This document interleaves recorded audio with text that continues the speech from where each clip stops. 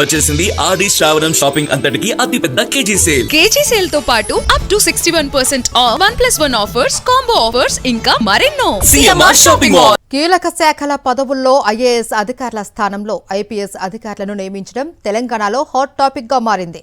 Civil supplies నుంచి హైడ్రా వరకు కీలక బాధ్యతలను పోలీస్ అధికారులకు అప్పగిస్తుంది రేవంత్ సర్కార్.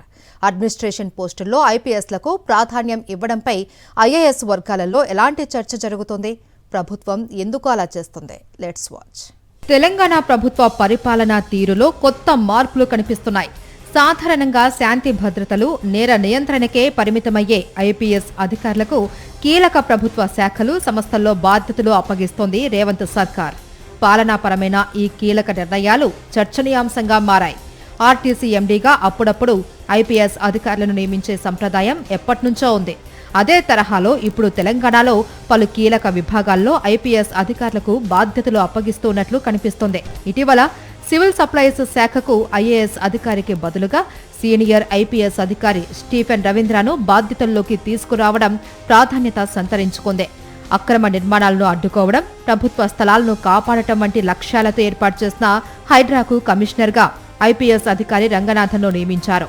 సెంటర్ ఫర్ గుడ్ గవర్నెన్స్ కు రిటైర్డ్ సీనియర్ ఐపీఎస్ అధికారి రవి గుప్తా నాయకత్వం వహిస్తున్నారు.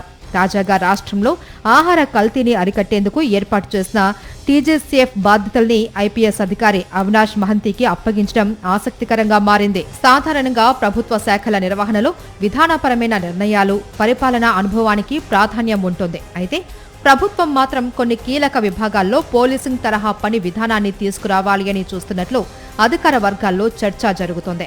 నిర్ణయాలలో వేగం, అక్రమాలపై కఠిన వైఖరి, నిరంతర నిఘా, క్షేత్రస్థాయి పర్యవేక్షణ, బాధ్యతలు నిర్దేశించడం వంటి పోలీసింగ్ లక్షణాలను ప్రజా పరిపాలనలోనూ ఉపయోగించాలి అన్నది ప్రభుత్వ ఆలోచనగా చెబుతున్నారు. అయితే కీలక అడ్మినిస్ట్రేషన్ పోస్టుల్లో ఐపీఎస్ అధికారులకు ప్రాధాన్యం ఇవ్వడంపై ఐఏఎస్ అధికారుల్లో కొంత అసంతృప్తి ఉంది అన్న చర్చ అధికార వర్గాలలో వినిపిస్తోంది.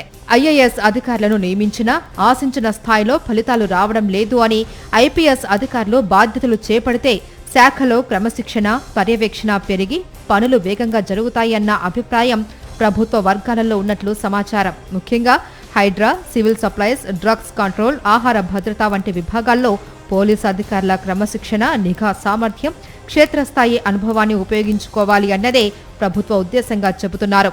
ఐపీఎస్ అధికారులకు ఇస్తున్న ప్రాధాన్యం తెలంగాణ ప్రభుత్వ పరిపాలనా వ్యూహంలో మార్పులకు సంకేతంగా కనిపిస్తుందని, ఈ విధానం మరికొన్ని శాఖలకు విస్తరించేలా అవకాశం ఉంది అని సచివాలయ వర్గాల ద్వారా అందుతున్న సమాచారం. మరిన్ని అప్డేట్స్ కోసం ఛానల్ ను సబ్స్క్రైబ్ చేయండి. నోటిఫికేషన్స్ కోసం బెల్ ఐకాన్ పై క్లిక్ చేయండి.